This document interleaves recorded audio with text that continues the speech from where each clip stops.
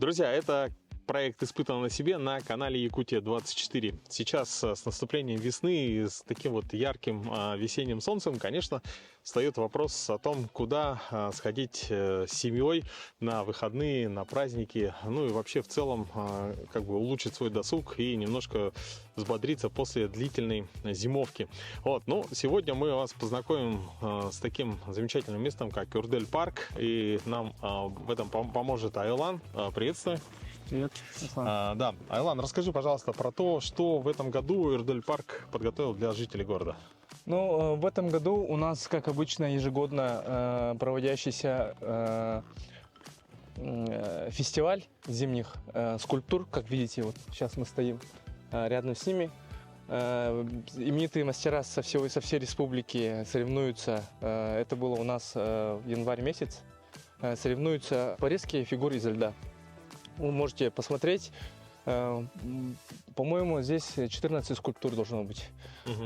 Каждый из них показывает, должен отвечать по параметрам вау-эффект. То есть это мы нацелились на то, чтобы эти фигуры были, вызвали такой вот именно ошеломляющий эффект. И можете здесь посмотреть из фильмов героев, вот, допустим, Mortal Kombat.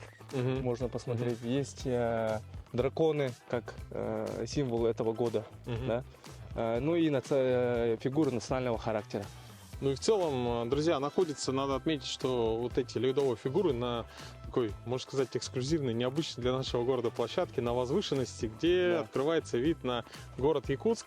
И немножко забегая вперед, скажу, что сегодня у нас изюминка сегодняшнего выпуска, да, ну, казалось бы, испытано на себе. Что испытывать? Но это зиплайн, причем зиплайн не обычный, а самый протяженный на Дальнем Востоке. 340 метров протяженность. Вот. И если вы можете посмотреть, вот если вам видно будет, мы все поподробнее расскажем. Вот там вдалеке находится одна башня. Это стартовая башня зиплайна. Затем идет по склону у нас натянутый трос.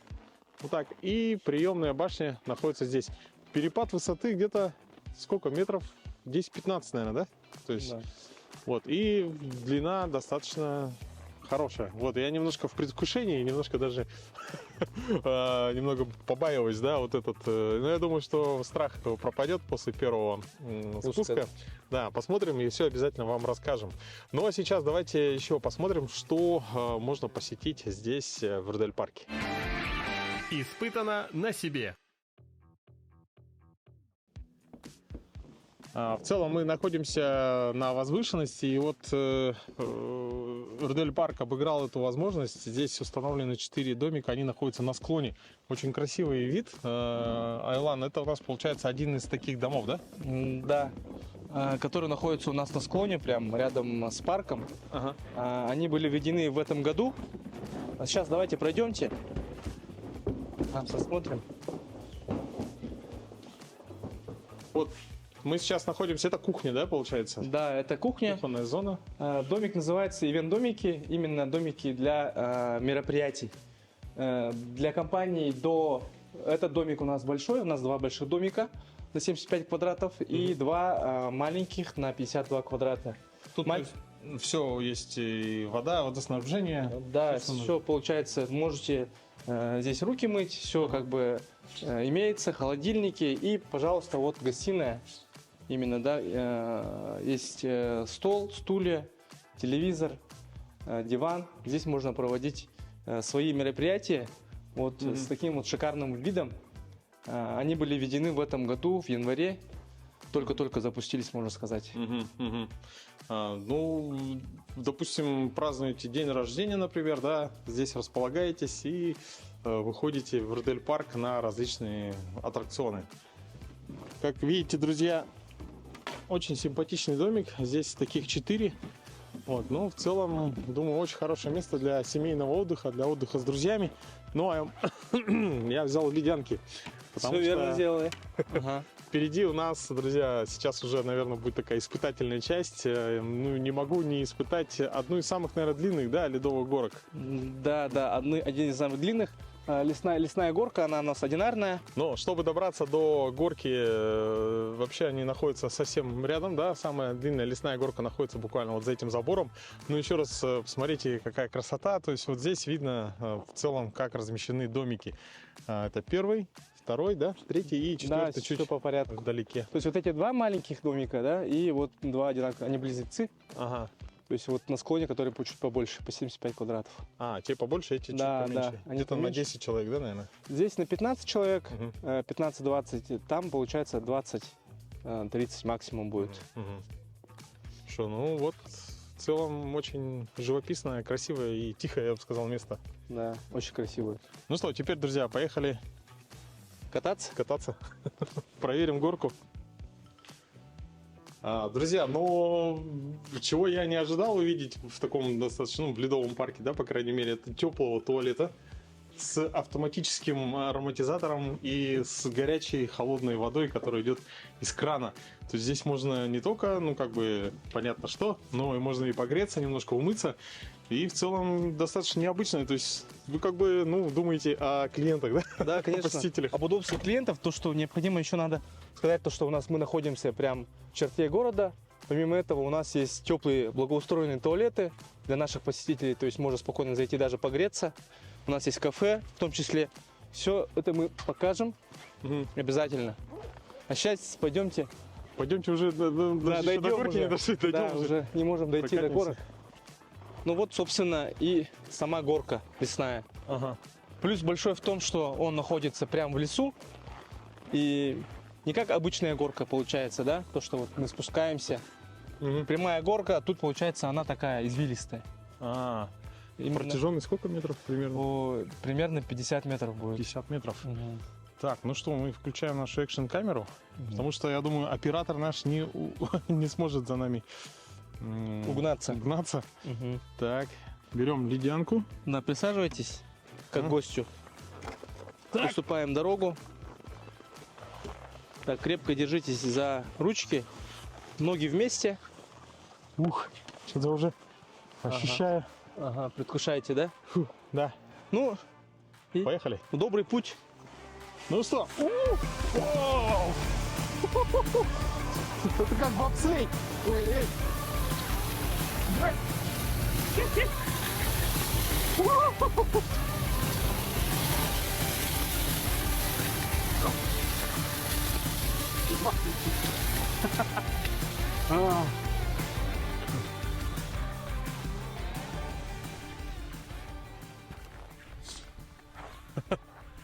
Да, друзья, это круто, незабываемое ощущение. И это только начало.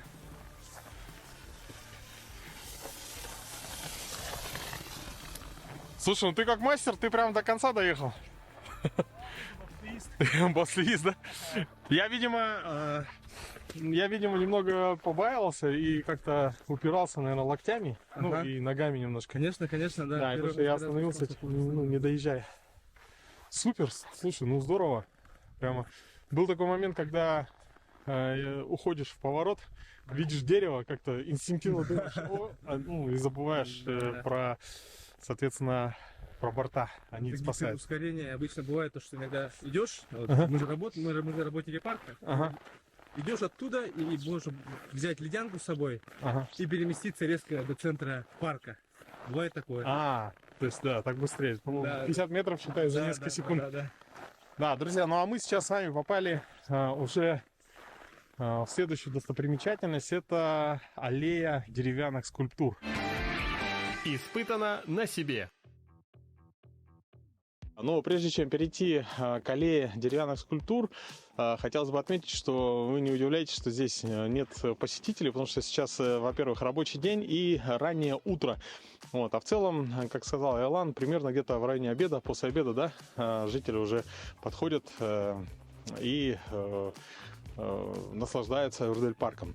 Но прежде чем зайти в аллею деревянных скульптур, хотелось бы поговорить про аллею памяти Александра Файзеля, скульптор. Я думаю, что многие горожане его знают. И достаточно такая трагическая, да, была история. Да, совершенно верно. Вот.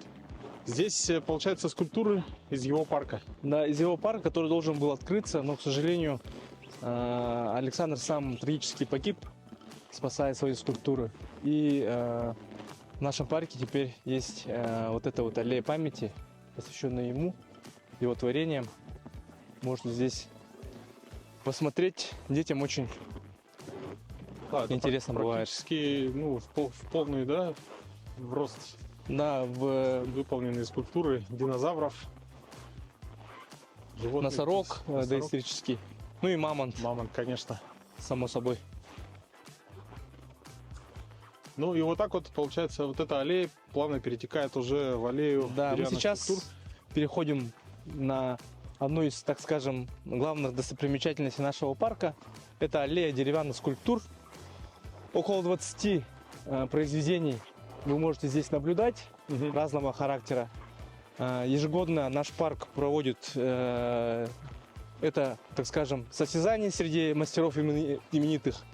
К нам сюда даже приезжают мастера, которые уже позапрошлом году выиграли наше соревнование Мгм. из Монголии. Вы можете здесь наблюдать от героев эпоса Аланхо до, можно сказать, вот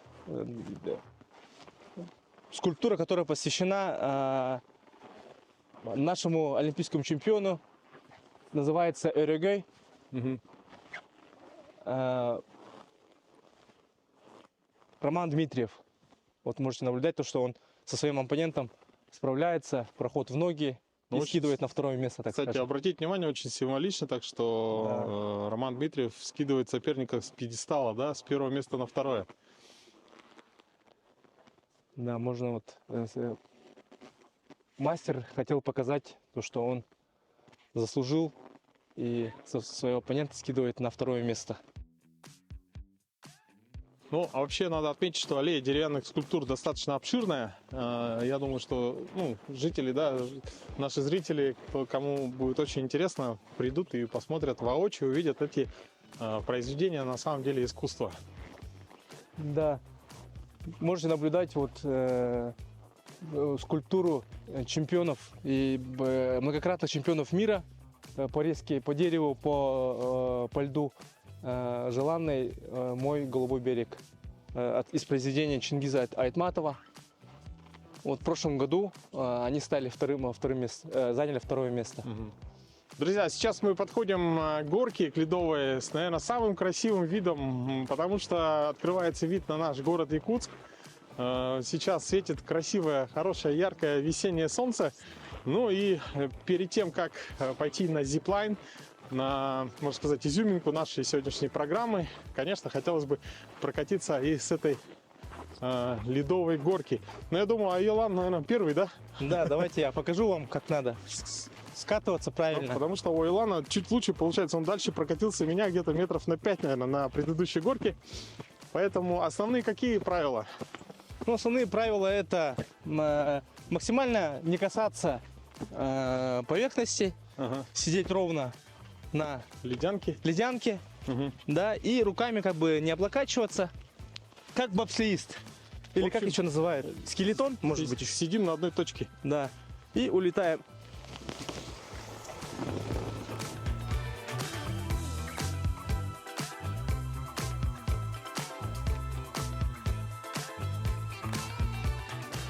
Действительно очень похоже на трассу скелетона, бобслея. Ну, сейчас попробую я вслед за нашим проводником. Так, ну что, я готов. Значит, как можно сжимаемся и поехали. Сидим на одной точке. Вот это скорость!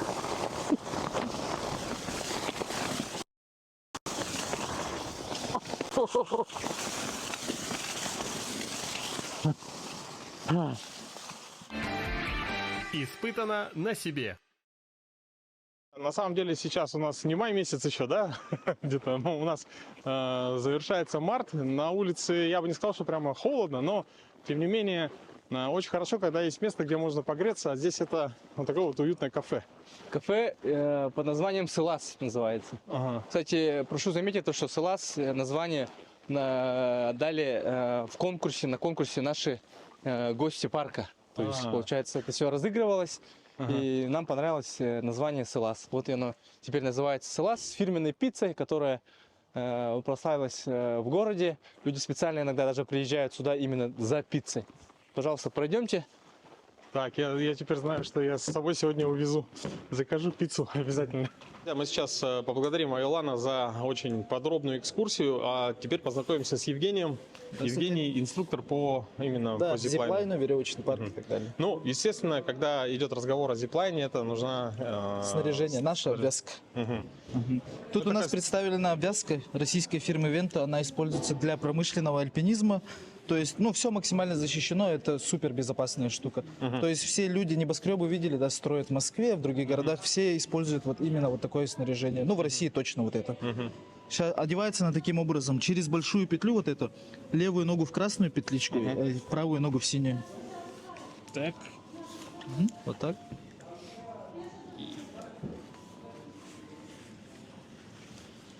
Так. Все, и наверх подтягиваем ее.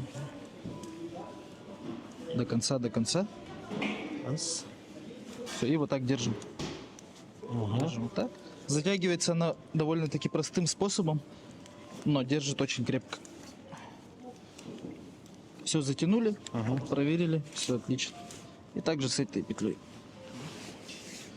На нашей обвязке представлен карабин французской фирмы Petzl. То есть это тоже используется для промышленного альпинизма, но предназначено именно для наших вот таких тросов, по которым можно спускаться на специализированном таком ролике. Ну и два карабина тоже фирмы Petzl. Пристегиваемся сюда и надеваем каску. Так, и каска. Так, с каской может быть проблема? А нет, нормально? Нормально тут все. Потому что у меня размер где-то около... Такой немаленький. Жестко давит, да? Подождите-ка, у меня, по-моему, есть своя каска. Есть, да, каска? Кажется, есть. Я вчера ездил на сноуборд. Просто у меня, если вы понимали, друзья, голова 64 или 63 размера. Ну плюс шапка еще мешает. Да, и плюс еще шапка, да. Я бы без шапки, конечно, тоже попробовал бы, но это мало ли. Да, действительно, каска оказалась в машине. Но это такое мое личное страдание. Ненормальную, как сказать, ни шапку нормальную, кепку не найдешь под мой размер, ни каску. Ну, это бывает как редко. Вот.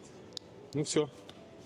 Условиям безопасности, я думаю, я Да. соответствую. Полностью соответствует. Ну и Перчатки, самое главное тоже перчатки. Это тоже входит в снаряжение. Хорошо. Все, можем двигаться. Шапочку тут оставим. Испытано на себе. Сейчас мы подходим к вышке зиплайна. Надо сказать, отметить, что зиплайн вообще работает в летний период, когда тепло. Поэтому мы сейчас идем таким сугробом и немного приоткрывая завесу тайны, вообще почему зиплайн запустился в такое время. Это в том числе и проект, который будет сниматься. Называется он «Турслет», посвященный году семьи. И одним из испытаний для наших участников будет именно вот этот зиплайн. Поэтому, думаю, будет очень интересно посмотреть на их реакцию. Вообще, ну и я, в свою очередь, в первый раз как бы испытываю, да, вот эти ощущения. Ну вот вышку, вот издалека смотришь, как-то вроде бы не так впечатляюще. Но вот здесь уже, даже еще не поднявшись на саму вышку, уже видны масштабы. Ну вот, мы подошли, получается, к старту. Данный аттракцион был возведен в 2022 году. Ага, Получается, высота вот стартовой нашей площадки примерно 12 метров. ага.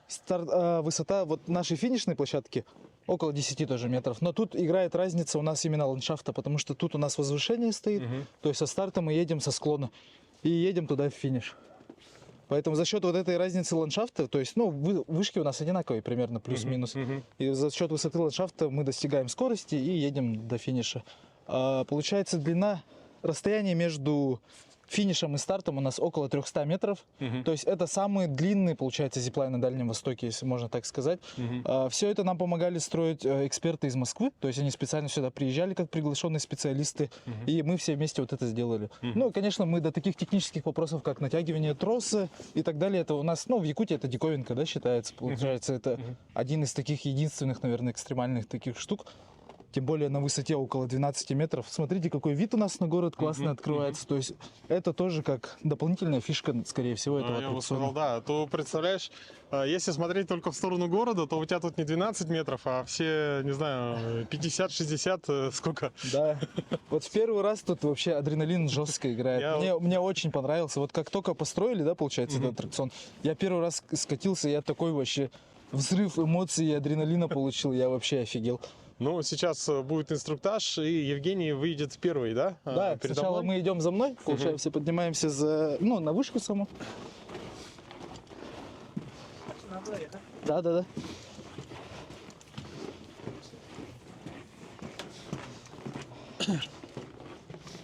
Примерное время полета у нас получается между вот этими двумя башнями около 40 секунд. 30-40 секунд. Ну, все зависит также индивидуально от веса, от порыва ветра, ну и направления ветра, конечно. Ну, я думаю, мне с моими 105 килограммами ветер особо не помеха, да? Ну да. Смотрите, вот мы приближаемся к началу нашего инструктажа. Получается, в целях безопасности мы повесили здесь такую веревочку, ну, чтобы как бы наши клиенты, наши гости, они не выходили вот на эту площадку, на ту зону, ну, как бы, чтобы все было безопасно. Сюда пристегнулись. Я тоже перед вами пристегиваюсь и проходим сюда. И вот сейчас мы дошли до самого сердца нашего аттракциона, это сам трос. Трос — это оцинкованный металл, выдерживает нагрузку до 1 тонны. Ну и температурные, то есть все вот эти ограничения он выдерживает спокойно. То есть минус 15, минус 20 можно спокойно кататься. Ну, сегодня у нас минус 10. Ага. Я перестегиваюсь сюда. Теперь вы через вот эту веревочку можете на эту сторону перейти. Все, переходим. Смотрите, здесь тоже один из наших главных инструментов на этом аттракционе. Это сам ролик. Берем наш ролик. Подождите, пока не торопимся. И ближе подходим сюда. Чуть-чуть поближе. Подошли. И одним карабином сюда перестегиваем. Еще поближе может. Это отстегну, да? Ага, это перестегиваете. Смотрите, вот так. Вот тут у нас карабин работает таким образом. Это специальная муфта, нужно провернуть, ну, в целях безопасности также, и нажать на нее. Нажали, перестегнули. Вот сюда ближе подходим. На носочки можно чуть-чуть пристать. И вешаем наш ролик. Затем, смотрите, помните, да, я вам рассказывал то, что нужно наши карабины вот на эти ушки надеть. Надели на ушки, все, считаем, мы уже почти что готовы, но самое главное мы еще не узнали. Смотрите, за вот этот железный трос во время полета мы ни в коем случае вообще не прикасаемся. Это может быть очень болезненно, поэтому... Но так как на вас есть перчатки, все равно я вам не советую этого делать, понял. хорошо? Главное совладать со своим разумом и держаться только Вы вот правша так, или левша? да? Правша. Правша, смотрите, правой рукой мы держимся вот так. Сверху мы придерживаем, получается, наш ролик. Вот таким образом. И второй рукой держимся вот здесь. Повыше можно. Чуть-чуть повыше. Ага, сейчас я попрошу вас немножко присесть. Почувствовать, да? Да, просто присядьте. Я вас буду держать, вы не поедете. Ножки поднимаем. Подняли еще повыше. Нет, вот именно согнуть нужно. Вот так? Ага, согнули. Теперь смотрите, левым запястьем попробуйте выкрутить в одну сторону, в правую, либо в левую. Ага. Вот так? Вот. И в другую сторону теперь. Ага. Понятно, да? Могу управлять своим положением. Да. Сейчас, Смотреть, посмотреть на город, да, вот так вот. Ну, грубо говоря. Да, грубо говоря. Сейчас встаем на ножки обратно. То есть, ну, примерно мы научились, да, как это делать. Всё Это понятно. делается в целях того, чтобы, допустим, мы не сможем совладать с управлением, да, либо отпустим руки там на какое-то время, и нас развернет спиной. Чтобы мы спиной к финишу не ехали, вот мы обучаем вот так ребят, чтобы они умели управлять своим полетом, да, Всё то есть... понятно. Захотели, повернулись в сторону города, насладились, посмотрели, захотели, обратно повернулись и смотрим до финиша. Все, запомнили, да? Наше главное правило: за трос не цепляемся. Хорошо, вообще ни в коем случае нельзя этого делать. И смотрите, видим, да, у нас вон смотровая вышка там стоит. Да. Ну, платформа вот эта. Мое одно пожелание будет, чтобы вы когда доедете до этой платформы, чтобы ноги вот так подняли. Ага. Хорошо? Нужно полностью будет сюда? свернуться в калачик и доехать так до финиша. А до самой платформы, когда лететь будете, ну там уже расположение ног не так важно. Главное, вот когда вы доедете до этой смотровой площадки, ноги нужно будет поднять. Хорошо? Все. Все, понял. В принципе, вот эти самые важные аспекты. Теперь я делаю так. У нас есть тут инструктор, его зовут Арчин, вот стоит. Он будет проверять вас. То есть я вам сейчас объяснил, как что нужно делать. Сейчас я поеду вперед, затем вы поедете за мной. Хорошо. Он проследит, чтобы вы все правильно сделали. Положение рук, положение карабинов. Также перепроверим еще раз у вас снаряжение. Да, чуть-чуть затянуть. Ага. Развернитесь чуть-чуть. Так. Ну и вот правила снаряжения тоже могу пару слов сказать.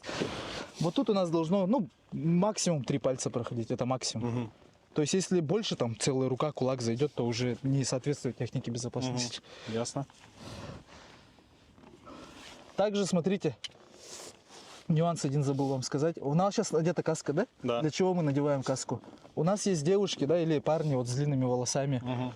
Или, допустим, вы просто по незнанке возьмете и вот так головой шарканетесь об этот трос. Это то же самое, как рукой сделать. Если волосы сюда попадут, то тоже будет очень неприятно. Поэтому обязательно надеваем каску всегда. Сейчас ждем моей команды, хорошо? Я доезжаю до финиша, рация есть. Там у нашего инструктора рация есть, я передаю команду и по команде только едем. Все это время, пока я ничего не сказал, пожалуйста, стойте так, хорошо? Да, все. Все, я еду вперед.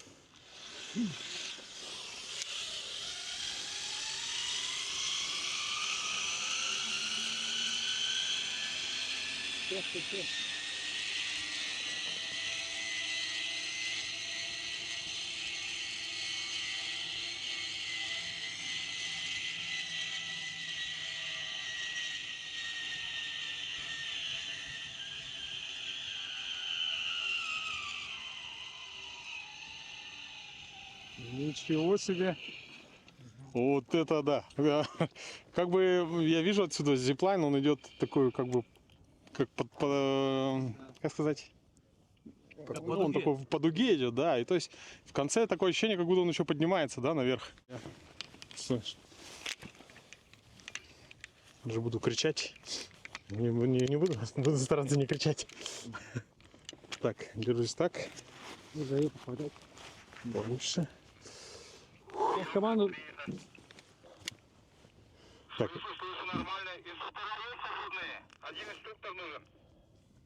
Не, на вышке. На вышке готовы, пока мигаем. Так, ну сейчас уже идут переговоры по рации. Я прям начал что-то мандражировать. Не касаемся. Когда смотри, десятки подъезжаем, ножки нужно будет поднять. Когда уже подъезжать будете? Да, поднимай ноги. Готовы? Так. Все, можете стартовать. Не разгоняйте. Вот так. Ага. Да-да-да, я понимаю. Так, все работаете, да? Ты, может, сюда станешь? Не бойся. Так. За меня не хватайся. Все, нормально. Ага. Друзья, ну что, эта передача «Испытан на себе». Зиплайн, Рудоль парк. Ну, я думаю, что это испытание не для слабонервных. Так, главное совладать. Я просто постепенно сам схожу, да? Никто меня толкать не будет. Прыгайте сразу. Прыгайте. Я нормально стою, да? Да, нормально. О, боже мой. Поехали. Вот это! Да ну! У!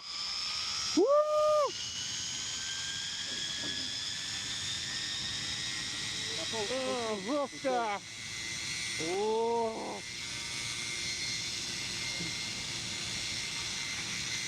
Смотровая площадочка.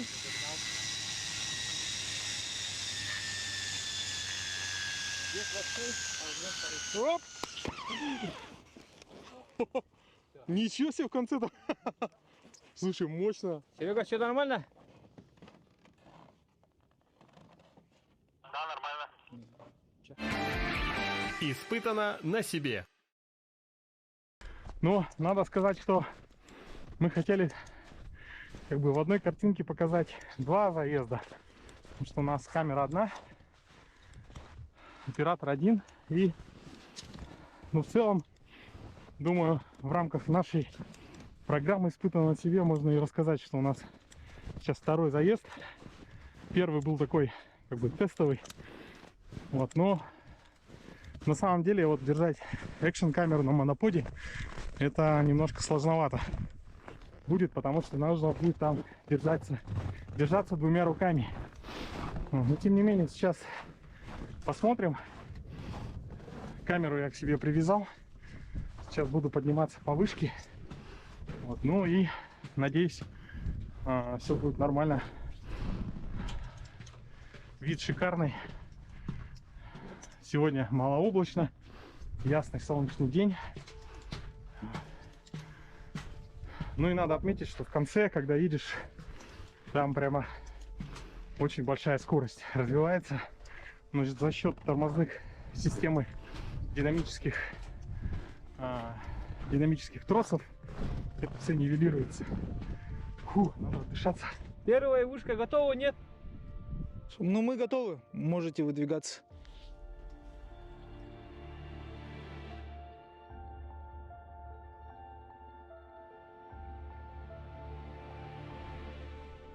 Все, мы готовы. Так, ну что, попытка номер 2. Урдель парк. Аккуратно, без разгона, потому что в конце дикая скорость. Фу. И так, все. Аккуратненько. Поехали. Вау. У-у-у. Красота. Обалдеть.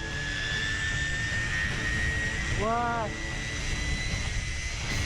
Скорость дикая. Ю-ху. Смотровая площадка.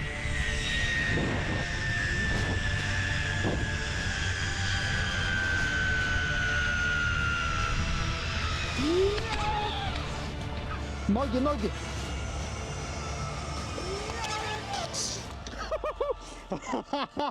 Че, как ощущение? Супер. Супер, да? Сейчас еще правой рукой держался.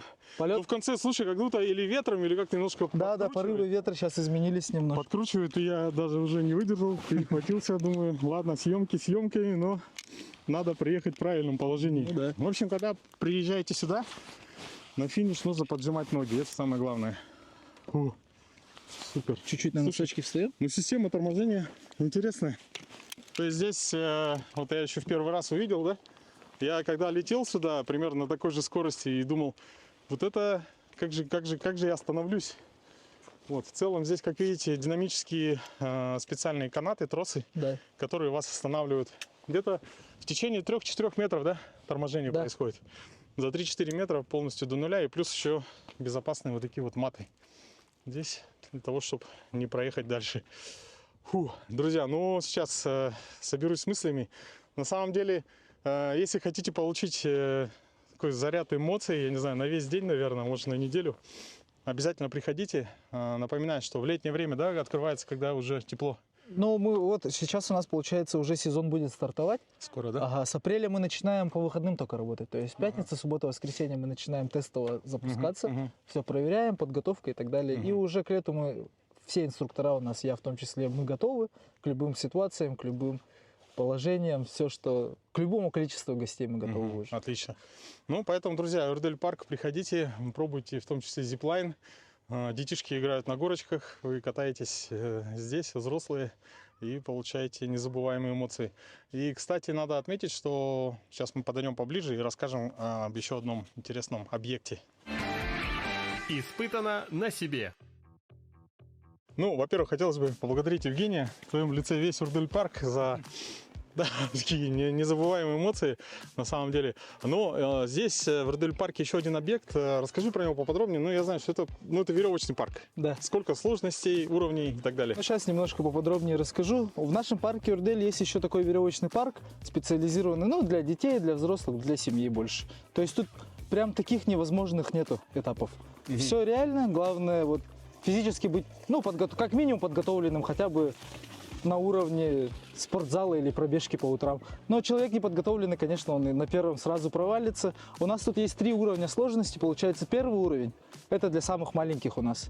Самые маленькие дети у нас по первым лазают, второй этаж уже подростки, и третий уже взрослые вместе со своими детьми. Ну, тоже подростки. Детей мы выше первого уровня стараемся не запускать, потому что, ну, там есть свои сложности, свои этапы есть всякие разные.